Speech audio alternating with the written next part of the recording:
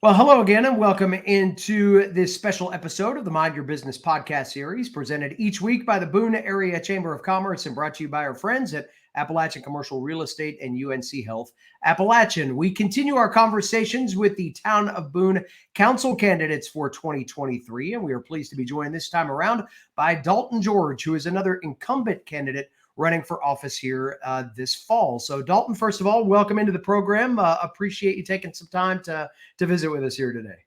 Of course, David. Happy to be here. Looking forward to our chat.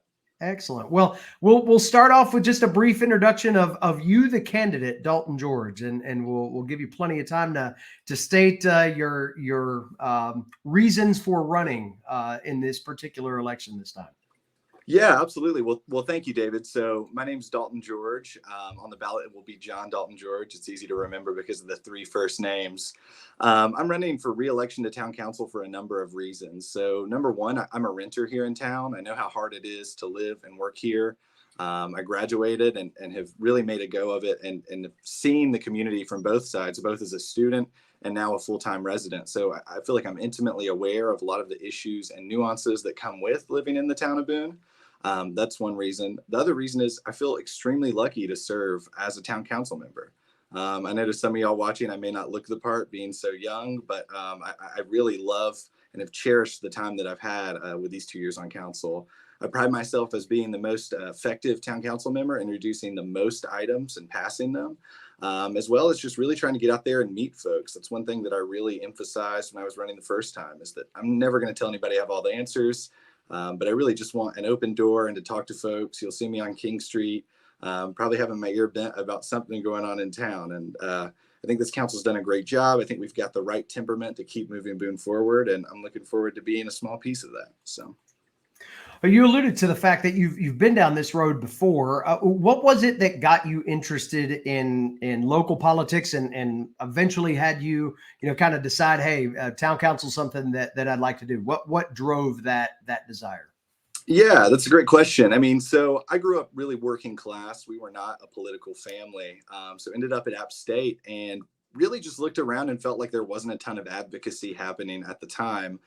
Now, as you know, David, and some members of the chamber, we've got some folks working on housing nonstop, and that's great. But when I first really got involved in local politics, I saw it as this real, vehicle to move some change around. At the time, it was around 2019, 2020 that I started going before them, talking about the looming housing crisis that we've seen only get worse, and sat in a few 8 and 9 hour meetings, and really, as weird as it is to say, enjoyed it, and saw how a single person showing up to a town meeting, engaging in public comment, bringing some perspectives can move the needle. And that's really what propelled me to run, was just seeing the just direct connection local government has with people, and the accessibility. It really inspired me, being able to see what an individual can do, and propelled me to do the next step as far as running for office. So this, I'll call it forum, if you will, is organized by the Boone Area Chamber of Commerce. So you would expect questions related to the business community, the quality of life in our area. And with that said, the Chamber's mission is to serve as a catalyst for a diverse and engaged local economy. What do you feel best defines an economy that is both diverse and engaged? Yeah, great question. I mean, so I was an economics major a few years ago at App State.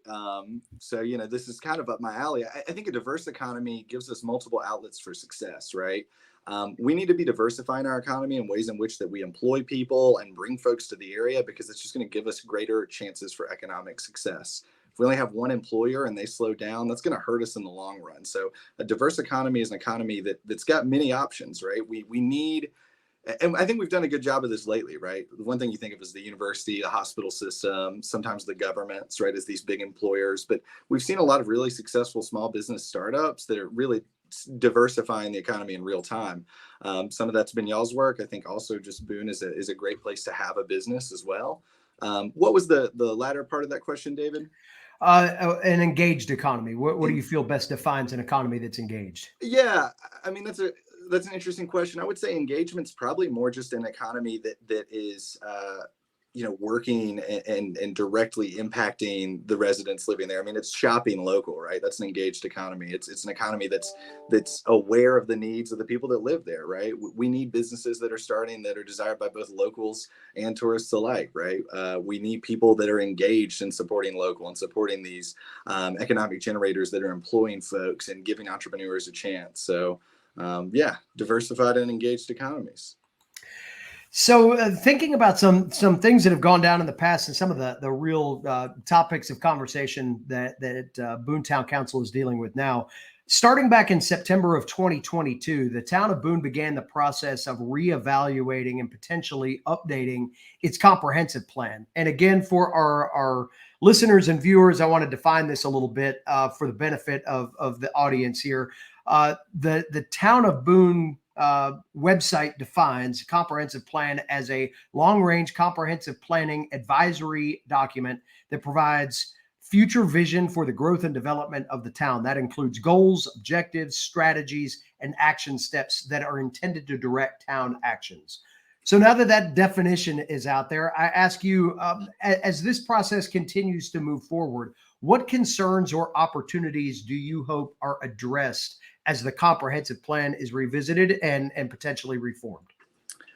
Love the question about the comp plan. Might have to give the audience a breather after that definition, because I know it can be overwhelming. I was thinking to myself before I came on here, I was like, I was trying to predict the questions. And if one of the questions was, what are the ways that this council has encouraged business or is working to help local business owners, I was going to answer the comp plan. So maybe I've preempted you on that. But yeah, a comprehensive plan is a municipality's guiding document that's going to lead us forward in the future. And David, I'll be the first to say, right, we've kind of been asleep at the wheel since 2006, right? This comprehensive plan's dated. When you look through it, the mention of things that are really important to us, like sustainability, or maybe mentioned once or twice, and not in the way that I think anybody that lives in town, works in town, has a business in town would imagine. So I think that's created some tension, right? And these processes aren't easy to update or, revitalize. I mean, they're difficult and they take a long time. And I don't think that's any prior council's fault that we haven't brought something new. But that's the reality, right? There's this tension between what I think everybody in this town wants to see, but also what the guiding documents are in place, what the current regulations and codes are. I mean, you can talk to somebody on King Street, you can talk to a business owner, and you hear this kind of general vision for Boone that I feel like is pretty universal in some ways. And so, this comprehensive plan is going to be a way to really codify that and create guiding documents that are going to last longer than the individuals on council, right? And hopefully move us in the right direction. So, challenges are getting folks involved, making sure that it's representative. I think we've done some good jobs so far, but there's still work to be done. But I really see it as just this great opportunity to create a plan that's reflective, that's modern, and that's responsive to the challenges that we're all facing, right? I mean, think about how many times the current comprehensive plan mentions housing or ways to deal with that. And that's an issue that nearly everybody can share a story about. So I'm extremely excited. Again, it won't be easy, but I think that this council that's elected is probably going to be the one that sees it through. So it's important. And even though we're running unopposed, one thing I'd encourage folks to do is reach out to your local electeds, share some of that perspective, because there's a lot at stake with this plan. With that said, there are a number of big infrastructure topics that are out there and being debated right now. The High Country Council of Governments is actually in the process of gathering feedback from various municipalities in the region that will help inform the next version of what's called the Statewide Transportation Improvement Program, or the STIP, as we like to use it in acronyms around the area. A section of the Daniel Boone Parkway is on the current STIP. Members of town council have been pretty public in sharing a desire for the North Carolina 105 Super Street to potentially return to a future version of the STIP after that was turned back in 2019 by a previous council. Of course, traffic flow continues to be a point of conversation that I'm sure that you are well aware of and have daily with your constituents. Do you support either one of these projects? And if not, what solutions would you support to try to alleviate some of the traffic strain that we see here in the Boone area? Yeah, I mean, the Daniel Boone Parkway is really complicated. I think that some towns have been killed by bypasses, right? You look at Wilkesboro. When that bypass came in, it was maybe a thing that was desired, but we've seen, businesses move out of the downtown district onto this bypass, right? This kind of, and it slowed it down, right? It's not much quicker than what it used to be. So when you think about bypasses, they have to be done right. I have some real hesitations when it comes to the Daniel Boone Parkway for a number of reasons. I think the destruction of environment is really daunting. On top of that, I have some concerns about its potential impact on the Middle Fork Greenway. It's a project that both, Blowing Rock, Boone, and the county have been really interested in, as well as Blue Ridge Conservancy. So some concerns about that, as well as kind of removing people from their homes and displacing wildlife. Yeah, I mean, there's a lot of kind of theory and discussion around the way traffic works. And, historically, it's been if we add a lane, everything's going to be better. If we add another road, everything's going to be better. I think many urban cities have kind of proved that's really not the case. And I think some studies are showing that as well. I mean, cars are going to go where they can go. So I have some hesitations about that. I mean, I think there are conversations to be had, and because it's so early in the STIP, we haven't really met with a ton of shareholders, stakeholders, or residents that would be impacted. But that's just some of my initial concerns. When it comes to 105, I'm way more excited and open to it. I think that there were some concerns brought up with the original 105 kind of super street that I understand, and hopefully if we could kind of remedy some of those. We could create an area in which people want to be. There's a lot of streets in town that I feel like folks have given up on because they're DOT owned, and it's like, well, it's just going to be terrible forever. But I have this idea that, if we invest in 105 and even Blowing Rock Road and 421, we can create districts in which people want to be. People are walking and biking, but I think it takes a town council with a vision. And also really kind of guiding those STIP programs and making sure that the state's on board with what, the town wants. Well, staying in the category of large infrastructure projects, several years ago, the town of Boone bought a large piece of land on the east side of town that's commonly referred to as the Bolick property. And at the time of purchase, it was being considered by council and staff at that time to be a potential location for several municipal operations among its uses. What do you support as the best use for this land now, knowing some of the dynamics that I just mentioned have changed since this land was originally purchased? Yeah, it's a great piece of property. We've been out there and walked it. Got a lot of natural space. It's, got a conservation easement on there that really helps the wildlife and creates some wetland floodplains. Bullock's difficult. It really is. I mean, there's a ton of money associated with grading and really implementing the vision that I think prior councils and staff had. And I just don't think that that's doable right now. There are potential government structures and investment that could happen out there. We've talked about fire departments, we've talked about a potential ABC store, but really I think doing it in pieces. The prior vision was really kind of redoing this huge municipal complex that would have been amazing, but I think that the cost is just kind of out of reality. I think part of being an elected official is just being honest in those things, right? And we want to get a lot done, but the reality versus the ability to get it done can sometimes be difficult. So I know that the mayor's been meeting with Representative Pickett and Hayes and having some conversations about projects out that way. But in terms of a big municipal complex that we've talked about in the past, I don't really see that coming to fruition. I could see some buildings alongside the road, and then broader protection of a cherished green space in town and potential recreation investment, or just public access in general. Well, speaking of another project that again has a business and potentially residential interest to it, the Howard Street revitalization program is getting closer to reality with construction bids set to go out soon. This has been a project that's been on the books for decades here, so you can understand some of the reluctance for people to think about it in too foregone of a conclusion as this process comes to a close. But assuming that we're near a shovel going into the ground on this, what do you feel should be the town's next priority, especially when you start talking about legacy projects that are moving into somewhat of a construction phase? What's next on the agenda for the town in terms of large-scale infrastructure development? Yeah, absolutely. I mean, I love the Howard Street question. So, I had an apartment on Howard Street, and I absolutely love that street. It's my favorite street in town because I think it's one of those few areas in which folks that are driving on it have kind of accepted that pedestrians belong there. I would love to get every road at that level. David, Howard Street's been going on longer than I've been alive. It started in 1997. I was born in 99. So, it's been a while, and I can understand some folks' hesitation on getting it done. I read some Facebook comments and things out there that are saying it's never going to happen. The town spent all the money on something else, something wild and out there, and it's going to happen. We have the money in place. We've got the grants, and you're right. I think that we're shovel ready. And that's going to be huge. It's going to be restorative, and I think it's a good time to get it done. When you're talking about next projects, there's a few in mind. We recently got a pretty sizable grant to do studies on streams across town, looking at ways to daylight and repair some of our waterways and a way to alleviate stormwater and also create green space and be environmentally friendly. Another thing I've personally been really championing as an individual council member is looking to Blowing Rock Road, creating a small area plan for that, and investing in pedestrian infrastructure and streetscape design that makes people want to be out there, right? I think we're gonna have some conversations about drive-throughs and things that a lot of people have expressed tension with, and trying to put a slowdown on that as we kind of convert that into a new part of town that folks want to be. To me, that's a huge legacy project. That's a great opportunity for this council to create another area folks are shopping and living. That and river restoration are two very exciting projects that I could see us starting on after Howard Street.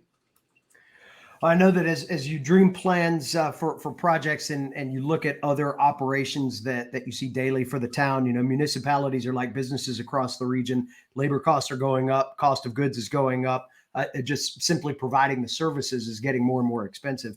What do you support in terms of continued revenue growth for the town of Boone so you can deliver the services and the projects that you aspire to for your constituency? Yeah, that's a tricky question, right? So I think somewhere around 40, maybe a little bit more, 40% of property in town is non-taxable. So when you think about a municipality's revenue and our ability to generate money to get things done, we're pretty limited, right? We've got a university, we've got hospitals, and we've got a number of churches, and all of which contribute to our community, right? But also hurt overall revenue. So I think that the town has to be creative, right? We have to find ways to make sure that we're in line with this growth and, the cost increases that you alluded to, while also being able to kind of innovate, right? We don't ever want to stay stagnant or stay the same due to that limit in our budget. So, one thing I've really looked at is municipal service districts, right? We have one in downtown that I think works for people. Having some conversations with business owners and property owners, trying to see where else we could put a municipal service district, extend something like that, to generate a fund that we can invest back into it. The folks that are paying that fee are going to immediately benefit from it. I think that's a creative way to do it. Outside of that, I think that it's conversations with, the county, seeing if we can come back to some sort of hybrid option as far as the sales tax goes. And I also just being aggressive on grant funding. This council was one of the councils, actually, I think since Jim Byrne around that time, that has a grant writer, right? We have a grant writer as a position. That's huge, and been able to make use of that. But it's being creative, seeing where the money is, having a good relationship with our representatives in Raleigh, and then also, right, looking at these municipal service districts as a possible way out. You mentioned innovation a second ago, and you see some towns and municipalities around the country trying to figure out a way that they can impact the retention and recruitment of employees, not only for themselves, but for some of the businesses that they want to keep in the area. So as you think about retaining existing business, potentially recruiting new business or workforce to the area, what do you look for as opportunities there, and what would you support to back your stance on the town's role and what could be played in terms of recruitment and retention of employees? Yeah, that's a huge question, right? I think that a lot of it really is housing, right? Cost of living. We hear these stories from business owners all the time, right? We hire somebody and they end up not taking the job. We feel this at the town, right? We've had firefighters, first responders, administrative people that make it through the interview process, and then at the end go, I can't actually afford to live there. So I think housing's a huge element of it. At the town level, I think it comes with paying our people properly, and we've led some staff salary increases that I think we're all really proud of. Broadly, though, that kind of how can we allow businesses to come and invest and also be able to retain employees? I think the key is redevelopment, really. There's some areas of the town that we have a strong plan in place. We can allow for redevelopment that adds some density in housing, and maybe also allows for more businesses to find a place to land. I think part of it is also geographical constraints, right? If you're a business owner, where are you going to go? Where are you going to open up your shop? So I think redevelopment, allowing for some, really kind of examinations of areas of town that are underutilized or maybe could be changed or altered or given a plan that could steer growth in the right way. I think that would create an environment in which it would be easier for smaller businesses to start up. Another example I really like to talk about is, every mixed use in this town, has not been done properly. I'll be the first to say that. You look at the bottom floor of the Standard and those retail spaces or, business spaces are really not ideal for any sort of startup business. I mean, they're huge, they're big, all glass. And so I think with the town, when we have these standards around mixed use or whatever the case may be, we need to be really cognizant of all of these small businesses that are looking to start. I mean, we hear food trucks, leveraging into brick and mortar. How can we create construction and design that creates space for those folks, right? And I think that, smaller businesses, like smaller in terms of square footage and size is a key way to do that. And I think mixed use might be the opportunity there, but there's some other things as well, just re-examining of our standards, because not everybody's ready to have like a 10,000 square foot glass box, right? That's maybe not compatible with everyone's vision. Well, you've answered the set questions that we have for our candidates this year. Anything else that you would like to cover that perhaps we didn't get to, or any closing comments that you'd like to leave folks with? Yeah, I mean, one thing I'd like to cover that we didn't really touch on is just, housing in general. I really pride myself as being somebody that's looking out for folks that are renting and working and living here and trying their best. The folks that are probably employees at the businesses that are watching this, right? And I really think it's so vital to have renters and young professionals in elected office and in these conversations, because oftentimes that perspective really isn't fully represented. And I understand that, that's not homogenous, right? I'm just one person and I don't claim to be the canary for that entire group. But I think that we're really at this crossroads in terms of creating a space where young families can make it work here. And I really want to lead the way on that, for people, my friends, my family, right? Myself. I rent a little place with my partner and we'd love to start a family in Boone, but it's like, how does that work, right? Long-term employment can be difficult. Finding a place to land with a family in the 6 square miles is really hard. So, I think that's one thing when we talk about this dialogue of cost of living, housing, things like that. I mean, that's something that I feel every lease cycle, right? That I feel every time I'm trying to figure out how I can stay in town to continue to serve and work my tail off. So I think that that's just something that I'd really like to focus on and invite folks to talk to me if that story resonates with them and see if we can't find a way to chart that path. So. Well, Dalton, we certainly appreciate your time. And again, as we've said to all of the candidates, it takes a lot of courage and will to put your name on the line to be a candidate for office anyway in our political times today. So we appreciate you doing that. Appreciate the way that you serve the community, and look forward to talking to you again soon. Thanks again for your time. Absolutely. Thank you, David. And thanks everybody that tuned in.